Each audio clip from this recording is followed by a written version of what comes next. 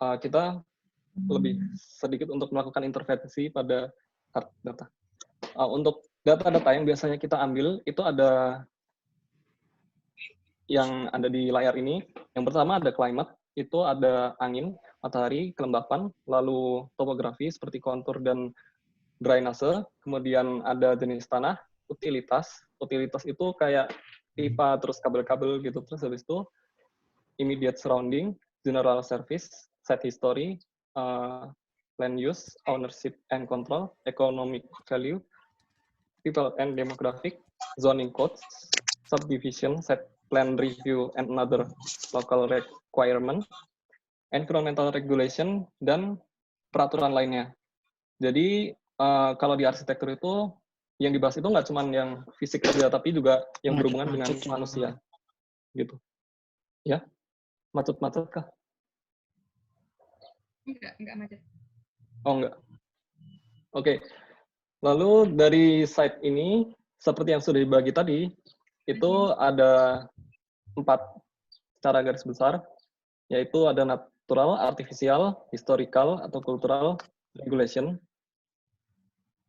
Ya, itu. Dan keempat aspek ini, itu perlu dipandang dari 3 level yang berbeda. Yang pertama itu dari mikro, meso, dan makro. Mikro itu dari site tapaknya itu sendiri, meso itu sekitarnya, dan makro itu yang lebih luas lagi, seperti kota atau kabupaten. Kemudian, biasanya kita itu melakukan pengambilan data, perekaman data, itu dengan metode layering. Kenapa kayak gitu? Karena tadi kan datanya ada banyak. Ketika kita mau menumpuk semua informasi ke dalam satu lembar kertas, itu akan menjadi sulit dipahami dan terlalu hektik atau crowded. Makanya setiap data itu dipisah-pisah dengan menggunakan kertas transparan seperti ini. Jadi seperti contohnya yang ini, di kiri itu ada dimensi site, terus ada vegetasi, ada kontur, ada drainase, ada traffic juga. Itu dipisah-pisah per lembar transparan, yang kemudian ketika kita tuh mau membutuhkan data 2 atau 3 sekaligus baru ditumbuk. Jadi dia akan bisa tetap bertumbuk, tapi nggak bikin bingung gitu.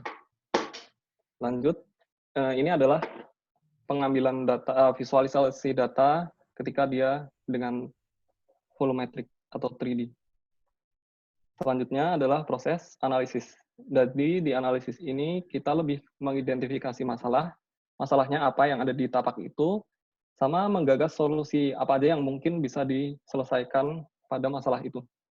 Nah, yang pertama itu, ruang seperti apa sih yang mau diciptakan? Kalau di arsitek tuh, kita mikirnya gitu, kayak fungsi apa yang mau ada di tapak itu, lalu kesan apa yang mau dibangun, terus konsep mungkin, terus hingga ke hubungan ruang seperti apa yang mau diciptakan. Apakah dia mau menjadi landscape yang ada di dalam ruang lagi, atau dia mau landscape sebagai penghubung antara 2 ruang, atau mungkin dia menjadi landscape yang ada di antara 2 ruang.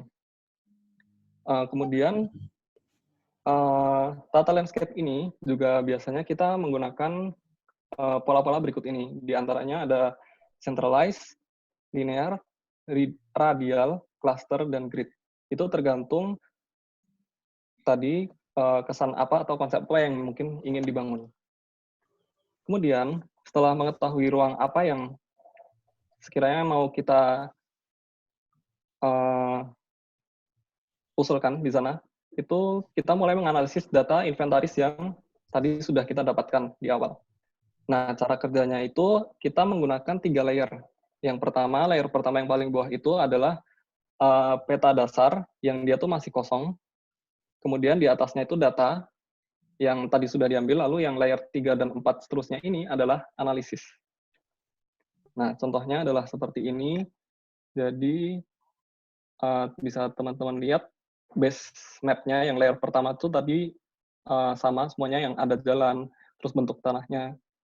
Nah, terus datanya itu adalah seperti yang ini. Ada garis kontur, seperti itu. Lalu untuk analisisnya, di atasnya itu, layer di atasnya adalah seperti ini. Jadi kita sudah mulai mengidentifikasi dia itu ada masalah apa sih di situ, gitu, atau potensi apa di situ. Terus berikutnya ada contoh drainase gitu. Misalnya di sini aliran air ke sana. Berarti di sini disebutkan di analisisnya kalau titik ini itu titik yang paling rawan untuk terkena limpasan air dan bahaya gitu. Jadi baru sampai ke baru sampai ke yang kayak gitu untuk analisis. Lalu dilanjutkan dengan data-data lain di analisis. Lanjut seperti angin, curah hujan, dan sinar matahari. Dan untuk setiap analisis itu biasanya hasilnya itu hasil analisisnya beda-beda. Jadi misalkan ketika di angin analisisnya area ini yang paling bagus, tapi ketika matahari mungkin dia bilangnya area ini sama ini yang paling bagus. Itu sangat lumrah. Jadi emang dibiarkan setiap analisis itu hasilnya solusinya berbeda-beda. Kenapa kayak gitu? Nanti akan saya jelaskan.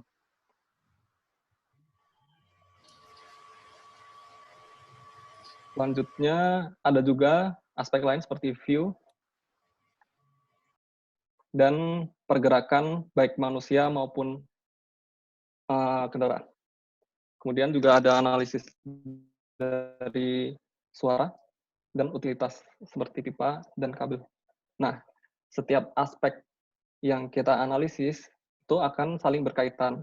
Misalnya seperti ada potensi matahari, hujan, dan angin. Itu bisa diselesaikan dengan aspek vegetasi. Misalnya vegetasi ini dijadikan pelindung dari matahari atau pemecah angin, yang kemudian dia juga akan berdampak pada potensial atau aspek lain, seperti bayangan, menghasilkan buah, rumah untuk hewan, dan bau yang spesifik. Gitu. Kemudian dari analisis-analisis itu, setelah menemukan masalah, kita akan menghasilkan pilihan gagasan. Misalnya seperti dengan kita tahu pergerakan manusia atau pergerakan kendaraan, kita bisa mengetahui fitur-fitur apa aja yang akan ada di tapak itu, terus material apa aja yang mungkin akan digunakan, dan alur manusia yang ada di dalamnya nanti. Kemudian vegetasi, contoh lainnya merupakan contoh lain dari gagasan yang bisa dilakukan untuk mengintervensi dari si tapak itu. Misalnya seperti tadi yang sudah saya sebutkan, vegetasi itu bisa menjadi kanopi, menjadi barier. Barier itu tidak hanya barier secara fisik, tapi juga visual, dan sebagai peng-attract sensori tubuh kita, seperti bau dan suara. Selain itu, di arsitektur juga, selain aspek-aspek tadi, kita juga mempertimbangkan aktivitas apa yang akan ada di dalam tapak kita. Nah, itu juga dihubungkan dengan analisis tadi akan menghasilkan banyak alternatif seperti ini. Dan implikasinya nanti itu akan menghasilkan ruang dengan tatanan yang sangat jauh berbeda. Gitu. Kemudian untuk cara menggambarnya, bagaimana? Itu di arsitektur kita diajarkan untuk menggunakan elemen-elemen gambar itu tidak dengan satu jenis. Jadi misalnya garis ini, garis itu ada sangat banyak jenisnya. Misalnya ada garis yang lurus, titik-titik, garis yang tebal, dan titik-titik. Itu akan sangat jauh berbeda. Misalnya saya menggunakan yang titik-titik itu untuk sirkulasi manusia. Sedangkan yang ini untuk sirkulasi kendaraan. Nah, itu nanti di legenda juga perlu diberi keterangannya. Kemudian tekstur ini juga menjadi penting kaitannya dengan visualisasi supaya pembaca atau pelaksana proyek itu menjadi paham dengan gambar kita. Gitu. Lalu diagram ini juga menjadi penting ketika kita melakukan analisis seperti tadi. Kemudian untuk tanaman ini menjadi aspek yang penting ketika kita merancang lanskap. Warna juga menjadi penting karena ketika dia tidak diberi warna, maka akan membuat pembaca atau pelaksana proyek itu menjadi bingung. Gitu. Kemudian apa aja yang biasanya dipakai untuk menganalisis tapak, itu sebenarnya kita ada dua cara. Yang pertama itu manual sama digitalize. Nah, yang manual itu dilakukan seperti tadi, sedangkan kalau di digitalize itu kita menggunakan aplikasi yang namanya Rhinoceros atau Grasshopper. Jadi, misalnya ada sun radiation analysis ini yang di kiri, atau gimana komputer itu bisa memprediksi pergerakan orang yang ada di tapak kita nanti. Dan dia kalau misalnya pakai komputer itu biasanya akan menghasilkan berbagai solusi alternatif yang lebih banyak dan lebih variatif. Lalu ini ada isofis. Jadi isofis itu adalah bagaimana komputer itu bisa menganalisis jarak pandang dari titik kita ke banyak tempat gitu. Jadi jangkauannya itu sampai mana. Kemudian proses yang terakhir itu adalah mensintesis. Jadi sintesis ini bisa kita menyortir atau menggabungkan beberapa analisis tadi. Maksudnya gimana? Jadi kan tadi ada sangat banyak aspek. Ketika semakin banyak aspek data yang kita pertimbangkan, maka akan semakin rumit konflik yang kita dapatkan. Selain itu, juga mempertimbangkan klien atau user, dia akan lebih memprioritaskan data yang mana. Oleh karena itu, biasanya kita akan memprioritaskan dengan cara menyortir data-data apa saja yang mungkin lebih penting untuk diprioritaskan dan akhirnya disintesis nantinya. Misalnya seperti ini. Ketika di sini perancang lebih memprioritaskan bagaimana tentang suara atau angin atau matahari dan view juga. Dia mengesampingkan aspek-aspek yang berhubungan dengan sosial dan ekonomi. Begitu. Karena mungkin pertimbangan dari konteks site kawasan atau user atau klien itu sendiri. Atau yang berikutnya ini, dia juga mempertimbangkan hanya pada view, matahari, aliran angin, dan suara. Kemudian setelah analisis-analisis itu disortir atau digabungkan, itu akan menghasilkan gambar yang lebih fix seperti ini. Jadi ini adalah hasil dari beberapa analisis tadi yang telah disortir atau digabungkan. Gitu. Nah, kemudian ini adalah contoh gambar yang lebih fix lagi dengan menggunakan komputer. Kalau tadi kan Mas Hendraw, terus ini komputer. Ini adalah contoh lainnya yang lebih fix lagi. Kemudian, untuk implikasi tatanan lanskap ke arsitektur itu apa? Jadi, ada sangat banyak implikasinya untuk arsitektur, baik itu bangunan maupun ruang publik atau kota. Di antaranya mungkin landscape itu bisa menjadi estetika yang selama ini kita tahu. Selain itu dia bisa menjadi peneduh, bisa menjadi penyerap polusi, pemecah angin, light filter, kesan sejuk, visual barrier, bahkan hingga hierarki jalan seperti menghasilkan kesan yang formal atau utama pada jalan itu, misalnya. Sekian dari saya. Ini adalah beberapa referensi yang mungkin bisa membantu dari arsitektur, mungkin bisa di screen capture kalau misalnya membutuhkan. Lalu kemudian selanjutnya, Melisa akan mencoba untuk memberikan contoh kasus penerapan perancangan lanskap taman pada ruang-ruang kota yang kontekstual atau mempertimbangkan lokasi, kondisi, dan fungsi pada tapak perancangan. Silakan, Melisa. Sebelumnya, ini berarti habis Oh, ya? materinya Mas menyambung ke Mbak Melisa aja ya? Iya, terus gitu aja. Pertanyaannya di akhir gitu? Iya, di akhir aja gitu. Oke. Silakan bisa dilanjutkan. Silakan, Melisa.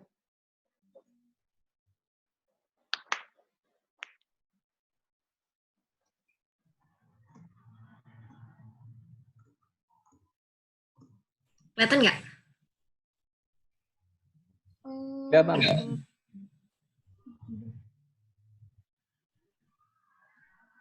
Udah.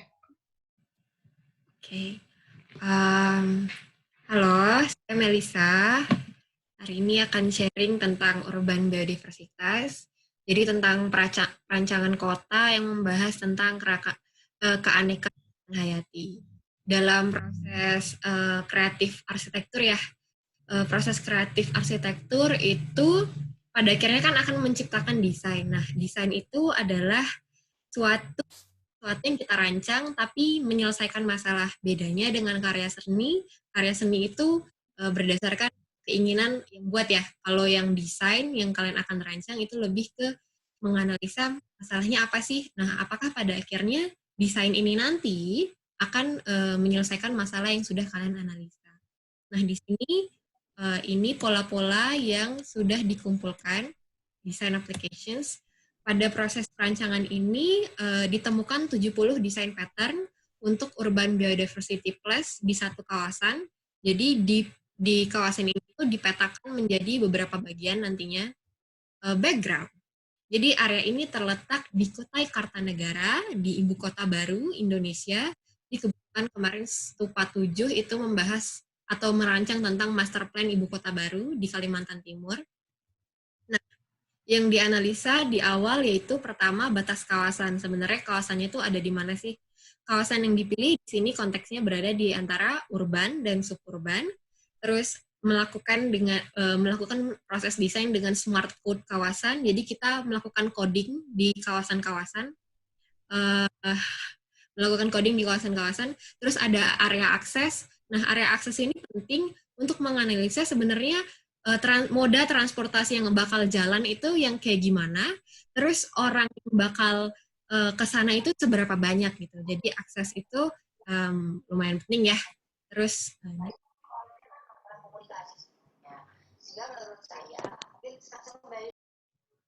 kok nggak mau next ya? Oke.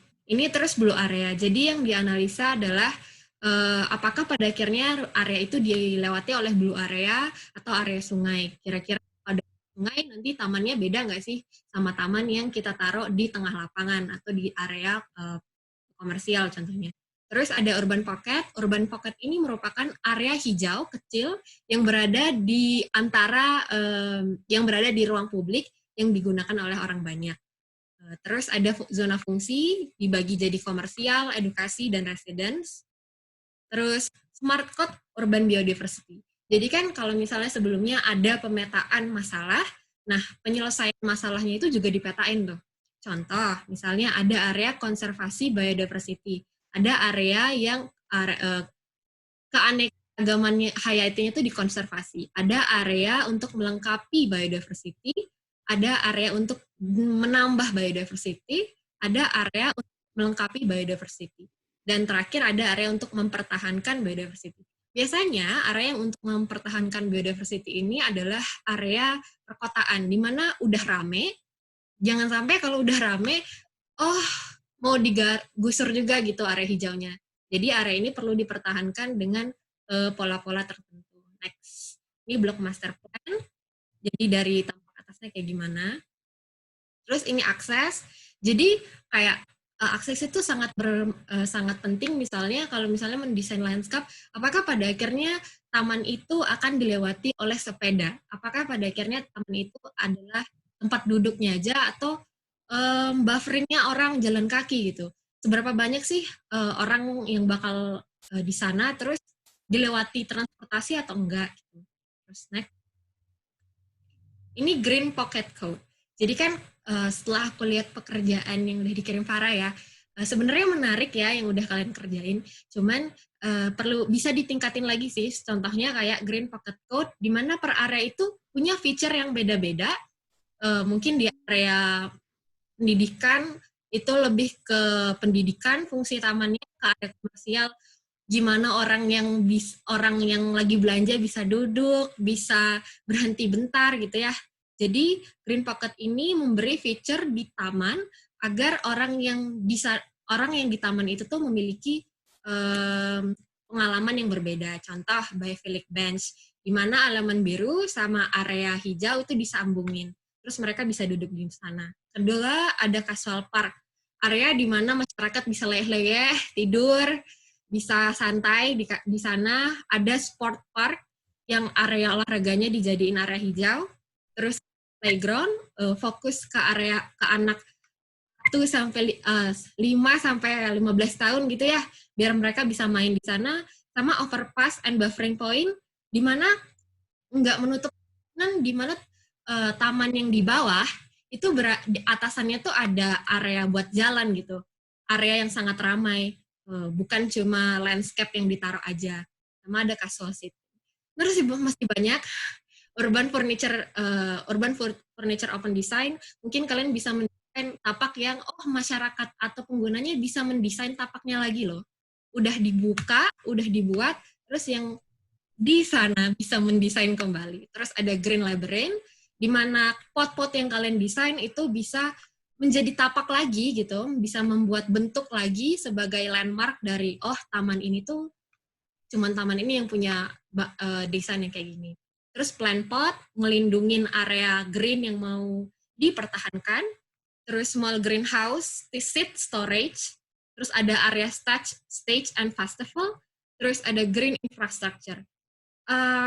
Green infrastructure ini bisa menjadi titik temu antara pemerintah sama masyarakat, mungkin untuk kantor gitu ya, atau untuk micro library, yang ada green core-nya, ada difabel access-nya, dan landscape-nya bisa sangat bermanfaat untuk ketemunya dua masyarakat, dua tersebut.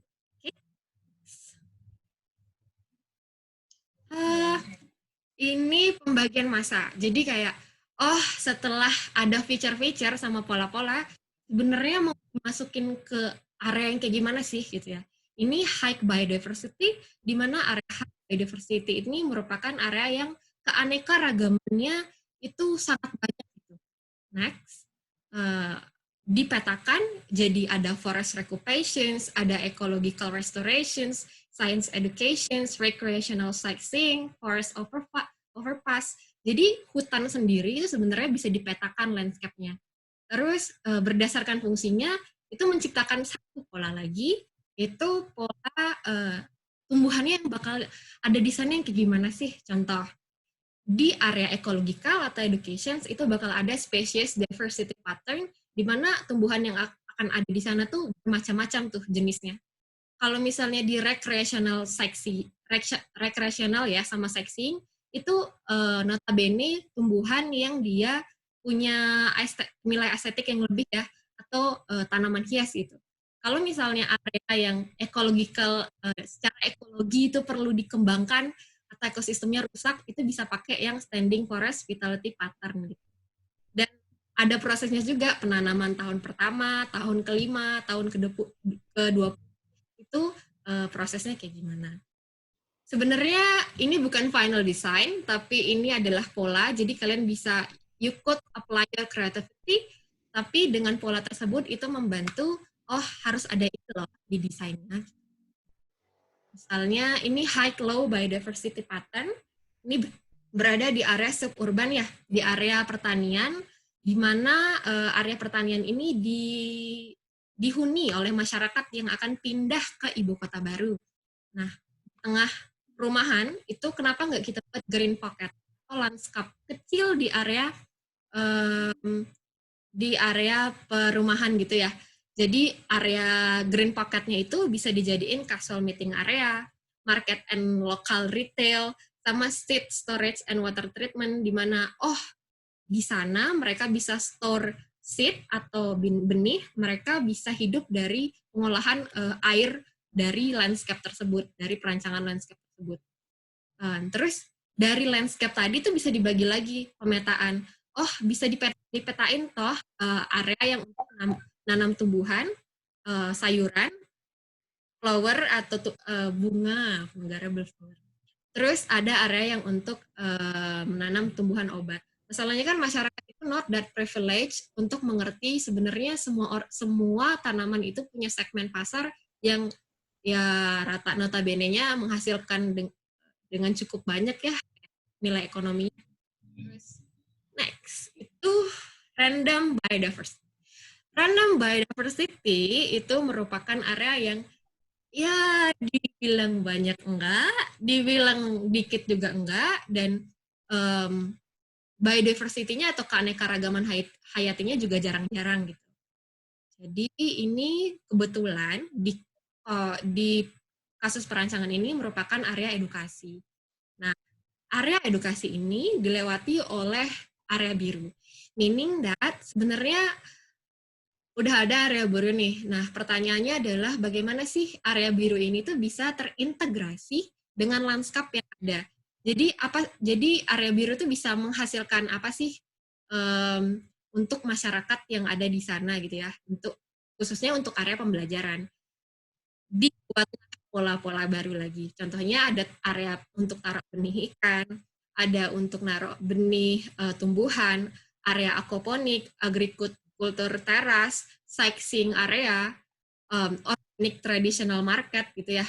Terus area tambak ikan, water treatment, penyaringan air lagi, sightseeing area, terus water plant, ya parah, ada ya parah. Terus ada playground greenhouse untuk anak-anak main di area sungai gitu, sama green corridor. Nah, kalau dijadiin prototype, itu bisa kita bagi lagi tuh, landscape. Jadi area pengembangan bibit ikan konsumsi bisa dibagi menjadi restorasi ekosistem fauna, karena kalau sungainya bersih ya, terus pengembangan bibit sayuran yang dapat dikonsumsi, terus ada floating wetland. Sebenarnya floating wetland ini merupakan area hijau yang berada di atas air. Nggak menutup kemungkinan kalau misalnya kalian mendesain taman itu di atas air ya. Jadi di atas air itu ditanami oleh tumbuhan yang menyaring toksin yang ada di air gitu. Jadi airnya jauh lebih bersih dan itu sangat possible untuk masyarakat rekreasi di sana. Ekosistemnya jauh lebih baik gitu dengan floating wetland. Oke, next. Kayaknya waktunya hampir habis, tapi ya udah. Ini projectnya, penjelasannya, but if I were to explain all of it, kayaknya waktunya tidak cukup. Next.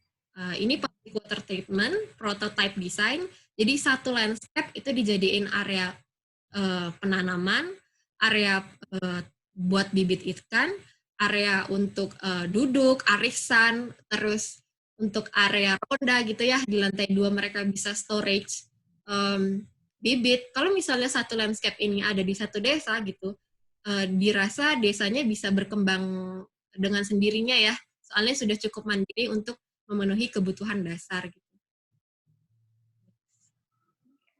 Ini ekologi biodiversity. Jadi ekologi biodiversity ini menawarkan konsep marketing atau konsep pasar yang dia berada di lantai 2. Lantai 1 itu plong, isinya adalah area lanskap dan area sirkulasi. Jadi di saat ya kayak bapak-bapak itu nemenin istrinya belanja gitu ya, mereka bisa berhenti tuh di bawah, nggak perlu nungguin istrinya bolak-balik cari baju ke atas gitu. Dan apa sih namanya, anak-anak juga bisa ikut dan sangat dekat. Pada akhirnya kenapa Pak sangat penting? Karena area ini sangat ramai gitu. Bayangin kalau area ramai ini dijadiin area untuk introduksi keanekaragaman hayati gitu. Dampaknya bakal sangat besar gitu untuk penanaman sama proses belajar masyarakat. Next. Ini produknya. Terus ini low high biodiversity. Low high biodiversity ini adalah lingkungan perumahan area urban. Masalahnya kan gini, kalau taman di area sendiri itu kan akan beda di saat taman di rumah sendiri itu beda sama taman yang berada di antara perumahan gitu ya. Soalnya kalau taman di area sendiri kan tergantung owner pribadi. Kalau taman di antara area perumahan berarti taman ini juga harus memenuhi kebutuhan masyarakat di sana. Contoh, kalau dalam proses desain ini, di bagian bawah kita bakal taruh full taman, di lantai 2 kita bakal taruh huniannya gitu. Nggak terlalu dekat, karena setiap rumah itu punya privasi masing-masing, tapi di lantai bawah, mereka itu punya area untuk menanam sayuran, ada area untuk menanam pohon sampai ke atas. Jadi setelah dianalisa, oh iya, analisanya adalah masyarakat kota memerlukan engagement atau kedekatan satu sama lain. Oleh karena itu dibuat titik-titik di mana mereka tuh bisa ngobrol dengan dekat gitu. Di bagian bawah mereka bisa menanam. But the question is, Mbak, kenapa sih kita harus buat area tanam ke supermarket aja bisa, super Indo aja bisa, ke pasar tradisional aja bisa? Menurutku gitu ya, ini kayak nabung gitu. Nabung tuh bukan yang penting tuh bukan the quantity, seberapa banyak uang yang kita tabung, tapi the habit of nabung, kebiasaan nabung. In case ada sesuatu di ujung jalan, itu tuh menolong kan. Ini tuh sama. Jadi yang paling penting itu adalah kebiasaan manusia yang berada di lingkungan hijau. Bukan seberapa banyak lingkungan hijaunya sih, nggak bisa dipaksain juga kan, soalnya di tengah kota. Jadi gimana masyarakat tuh terbiasa dan merasakan sendiri, oh ternyata lingkungan yang baik tuh yang kayak gini. Next, low biodiversity. Jadi low biodiversity ini berada di area pertokoan atau toko-toko kayak ruko gitu, kayak cek toko sebelah gitu ya, isinya tuh, nah sangat padat dan sebenarnya ada area kosong, cuman misalnya ngobrolin tentang area komersial, setiap area itu adalah area yang sangat mahal kan, bisa aja area tersebut dijadikan ya bukalapak lagi, buka tempat buat jual lagi, jadi perlu dikunci area-area hijau di area komersial ini gitu. Tadi itu udah ada pokoknya. Jangan nasi lagi tuh komersial mereka butuhnya apa. Kalau di area yang sangat padat ini ditawarkan kayak gimana kalau rooftopnya dijadiin landscape. Jadi pendesainan ruang landscape itu nggak terbatas di ground atau lahan yang datar tapi di atas bangunan gitu, tidak menutup kemungkinan. Jadi di desain ini diharuskan untuk lantai berlantai lebih dari 4 gitu ya. Atasnya itu dijadiin aman untuk landscape, untuk manusianya sendiri. Terus terakhir itu ada maintaining biodiversity. Maintaining biodiversity di sini adalah gimana sih kalau keanekaragaman hayati itu mendukung proses ekonomi gitu ya. Aku nariknya di sini ke identitas. Gimana satu jalan itu kalau kalian tanam satu jenis tanaman yang sama, itu tuh bisa menghasilkan identitas yang lebih kuat. Coba bayangkan kalau misalnya Malioboro itu pohonnya ditanam pakai pohon kelapa, pohon pinus, pohon kus, pohon pohon beringin. Random taruh. Kalau misalnya ditaruh random kayak gitu, pasti tidak ada identitas yang kuat gitu. Kalau misalnya disamain, itu perulangannya akan membuat signifikan memori terhadap orang yang jalan di sana gitu. Tinggal 1 menit, ini gimana? Mungkin ini di stop dulu baru dimulai lagi untuk sesi berikutnya, Mbak Farah. Oke. Boleh diulang Ya, sesi. di stop dulu aja Mel, baru diulang lagi. Oke, Teman-teman siap. bisa gabung pakai awal ya. Maaf ya, karena Zoom tuh kayak gini, Keterbatasan. nyebelin. Maaf. Bapak, Mbak. Gimana sih ini? Seru, Mel. Oh iya, Bu. Pojok kanan Bu Syarifah. Hai. Kayak aku grogi.